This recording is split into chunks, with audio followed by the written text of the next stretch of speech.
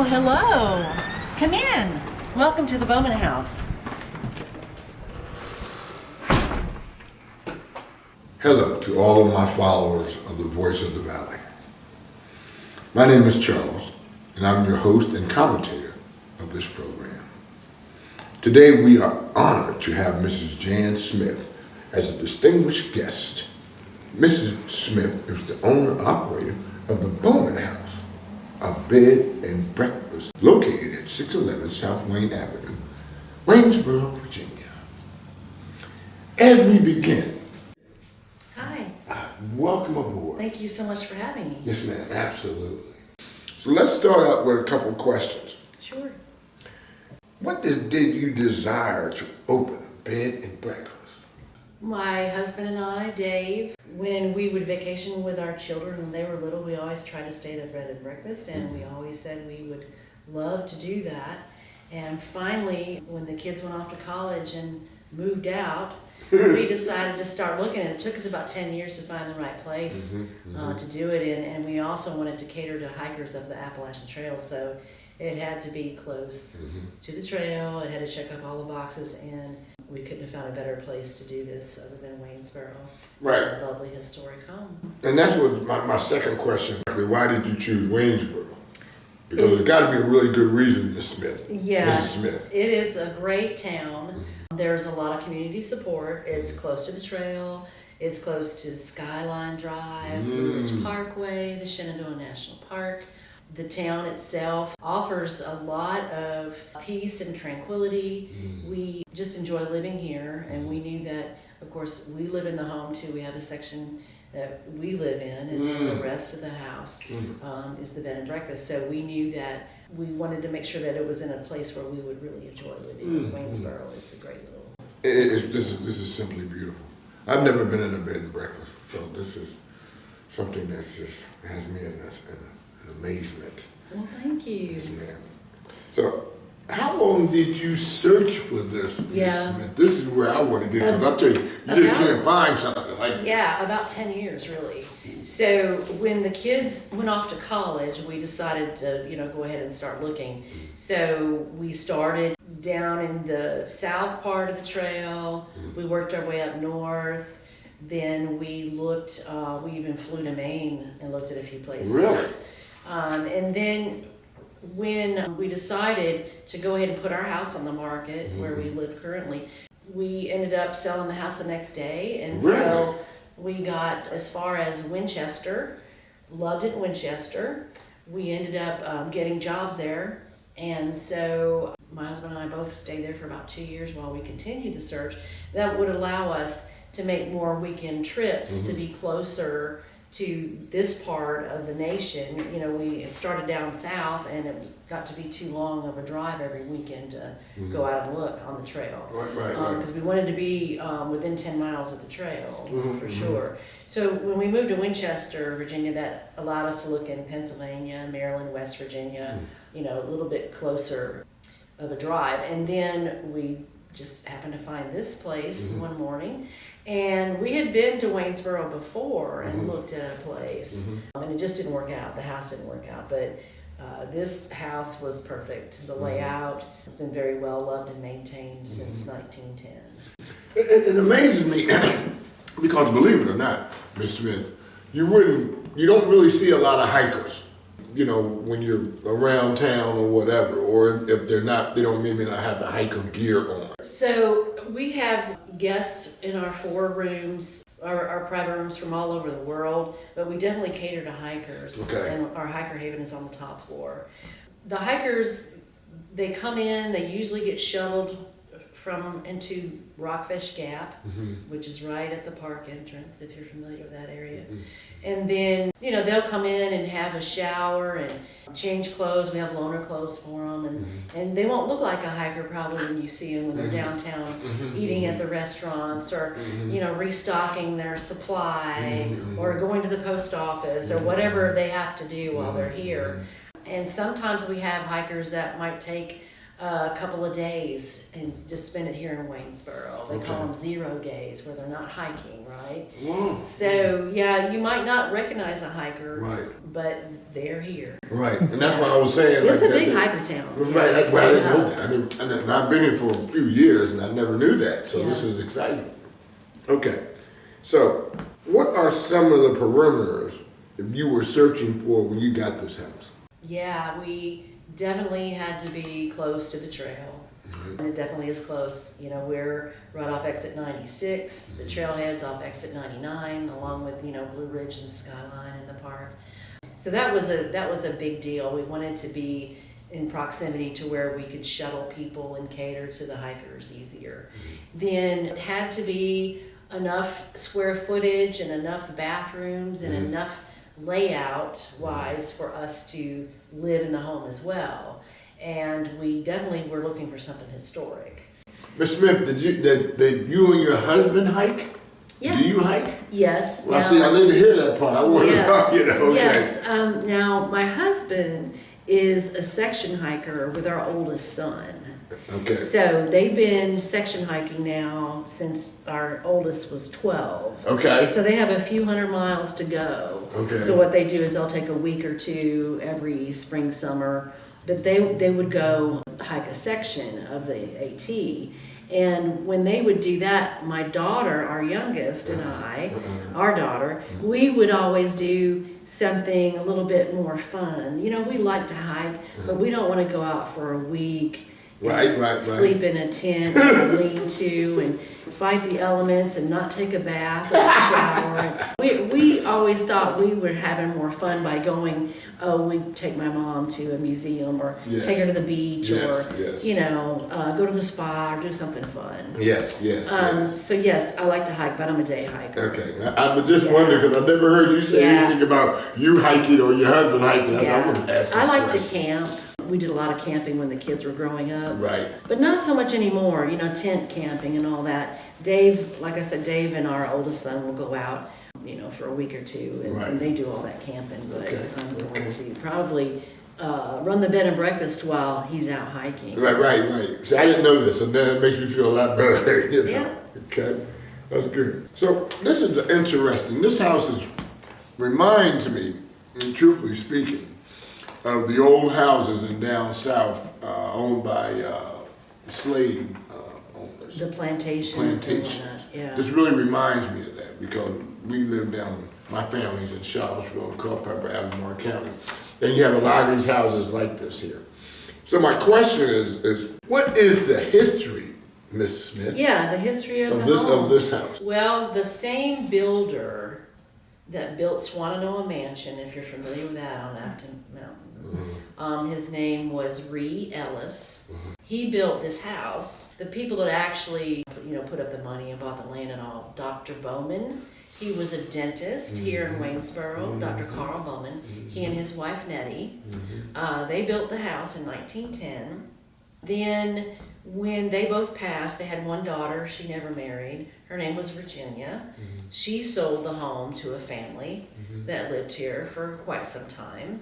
And then they sold the home to another local celebrity. I'm sure you've heard the name J.B. Yunt. J.B. Yunt III. He bought the house from the family that had owned it after the Bowmans, and he lived here until his passing in 2016.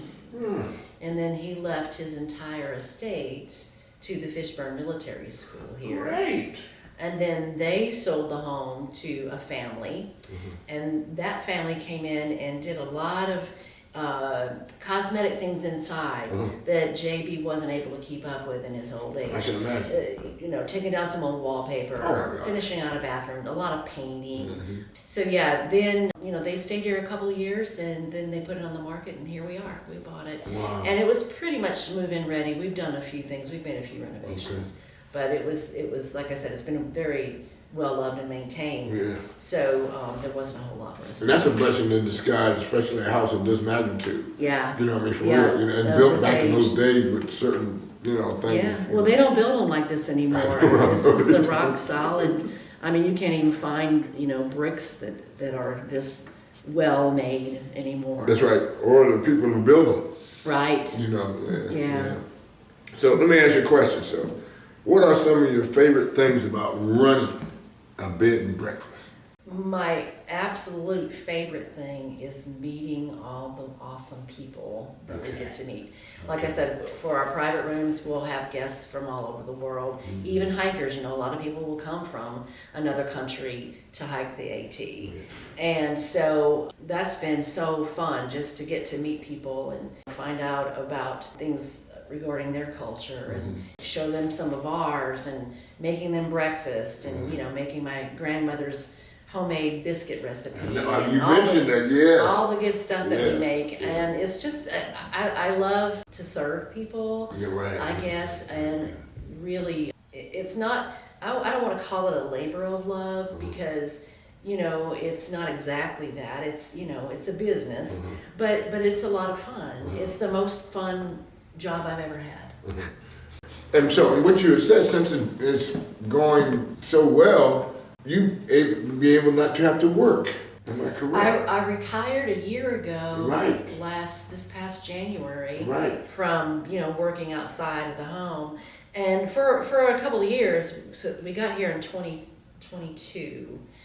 For a couple of years, Dave and I both worked. And then we would just tag team whatever we needed to do here. It always worked out. But then every year our revenue has doubled. Good. You know, every year we're getting busier. So it's a good thing that I did retire when I did, because I've just been completely covered up. And I'm loving every minute of it. Exactly. That's great. That's great. So how do you feel, what could Waynesboro do to make this more of a community? I think Waynesboro does a lot of things to make it a community. Matter of fact, I guess it depends on how involved you are and how much you get out and participate in different events. You know, we have a great art scene here. We have some wonderful museums. We have a community theater, lots of nice little shops. I think the community, for me, everything is just so handy.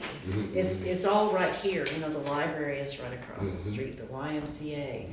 There's a lot of nonprofit groups out there that do a lot of fundraising for the other nonprofit entities in the community, a lot of church involvement. I think Waynesboro, down the road, I see them doing more, you know, for the community, but I think they are on track and spot on. The downtown people, you know, the economic development team, they're all about doing more things for Waynesboro. You know, last year was our very first time in Waynesboro to have the Virginia Street Arts Festival. Correct. And that's coming back this year. Yes. You know, they started a long time ago, I think, doing a hiker festival, and then during COVID, maybe it stopped. Don't quote me on that. I'm not positive because I wasn't here. But the hiker festival, I think this is the third or fourth one that we've been able to be participants of. So that's in June. So the Hikers Festival is in June. Yeah. Okay. Yeah, there's lots of stuff going on out in the community if you just know about it, you know. And there's lots of ways to get on a mailing list and find out. Like maybe signing up for Voice of the Valley. That was good, Miss Smith. Yeah. You hit me. That was my point I was trying to get there.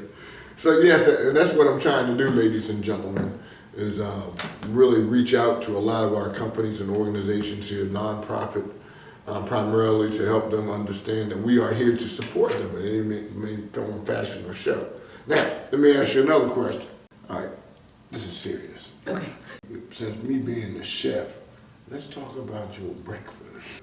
Okay, this is serious. Yes. We try to source local ingredients in our breakfast when we can. So for instance, you know, we always try to have farm fresh eggs. But they're not readily available the whole year because, you know, some of the little hens don't lay all year. They gotta take a break in the winter.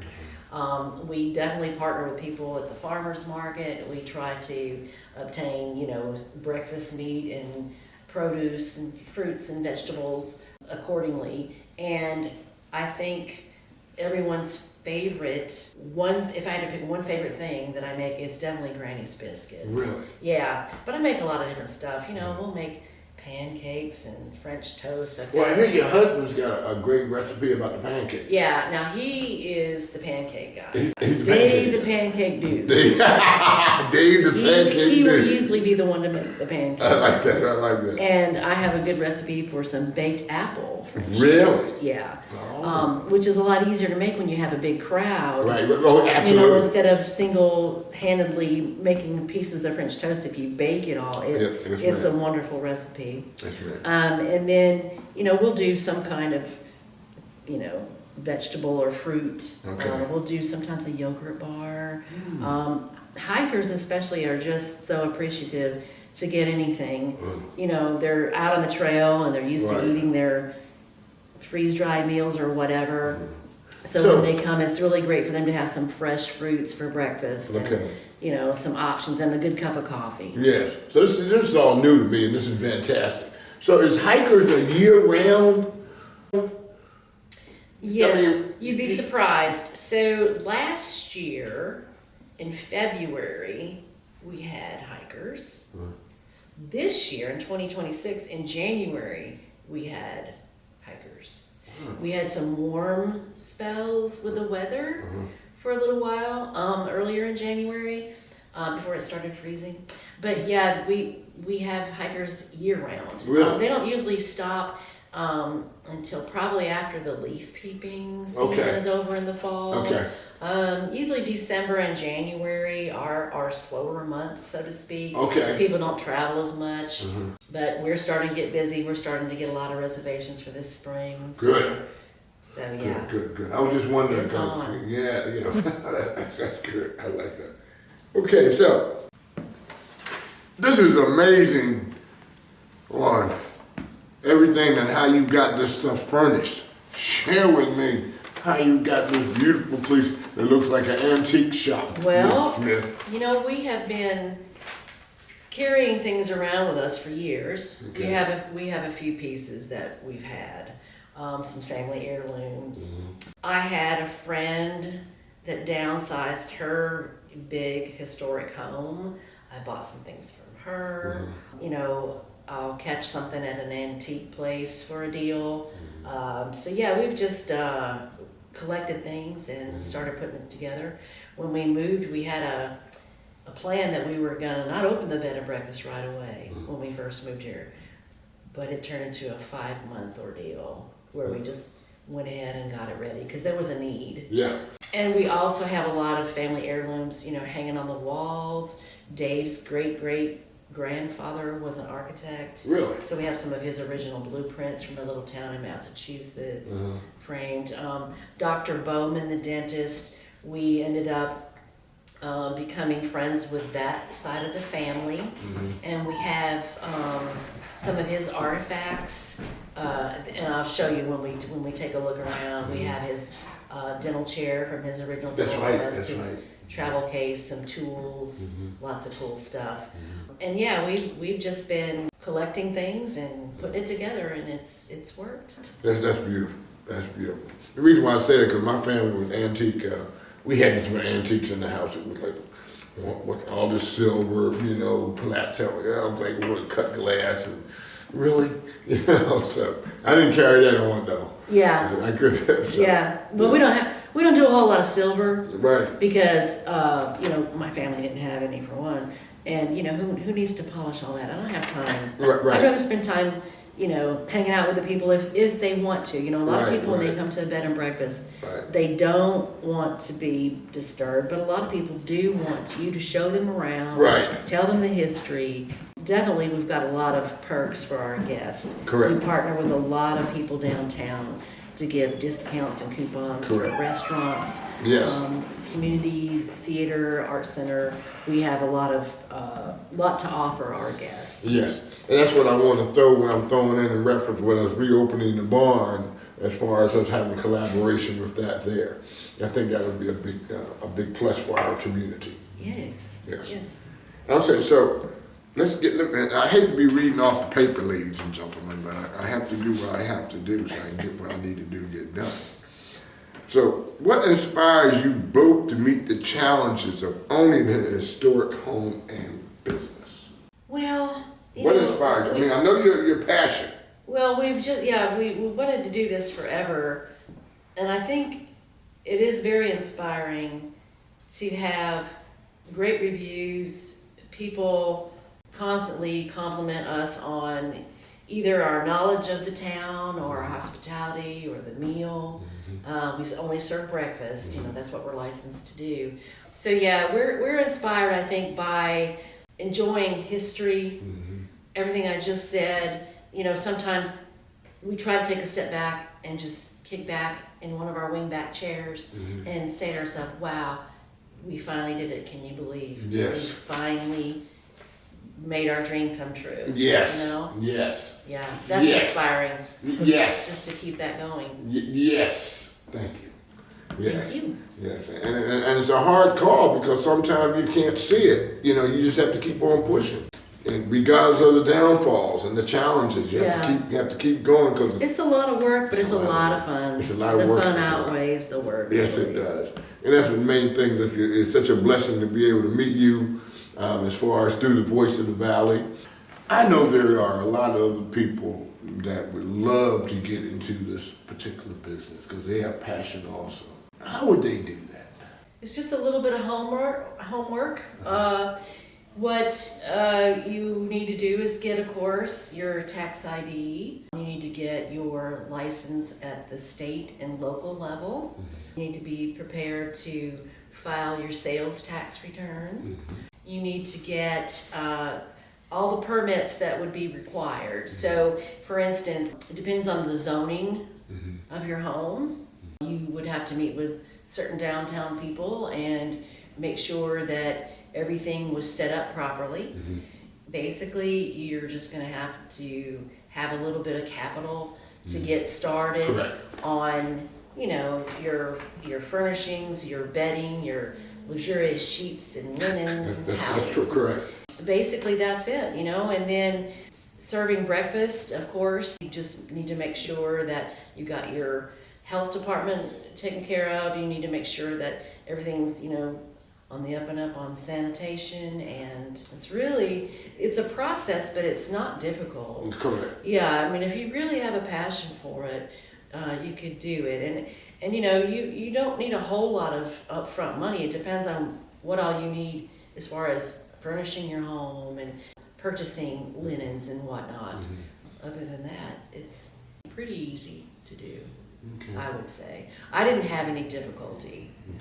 You just need to make sure that you pay attention to your calendar and based on what date you want to open, that you're fully licensed before you open your doors and that kind of thing.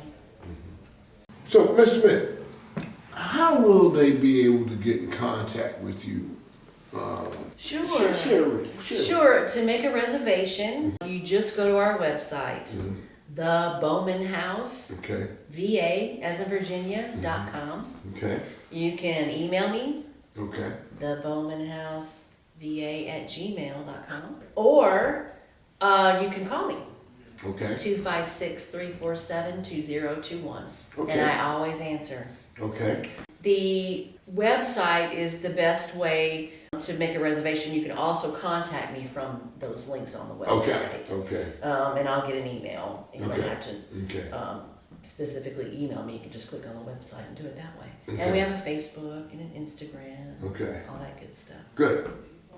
That was important for us to reveal, ladies and gentlemen, because we all want everybody to come on down. Because the price is right. Yes, please do. I like that show. Let me tell you too. That's why I had to say it. Well, ladies and gentlemen, we're getting ready to take a little tour. So come on with us. Yay. And have some fun. Thank you. Yes, always. Let me show you around. Right this way. Please sign our guest book. This is the living room. Dave's great-grandfather's drawings. Wow. In Taunton, Massachusetts, the original theater, City Hall, the hospital where his family was born. The grandpa. Wow. Gus Smith. We're lucky to have all that. Of course, this was Dr. Bowman's original dental chair from his office. I have his diploma from medical school from 1905. Lots of tools from his travel case. That's a picture of him over there in the corner. Still have a couple of things I'm working on for this display. So we have Sigmund Freud hanging up there. So this is the Bowman suite.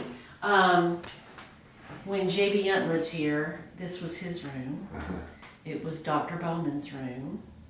The one child, Dr. Bowman's daughter, and Grandma were across the hall, the rooms that we just looked at. And then when the Truslows lived here, this was his parents' room, and one was his room and one was his grandmother's room. I'm not really sure which one. I serve breakfast here. Most of the time, it is set up kind of buffet style. So, I'll put the dishes over here, let people serve themselves, because what I found was that I tend to give people way too much food, so I'll let them pick what they want.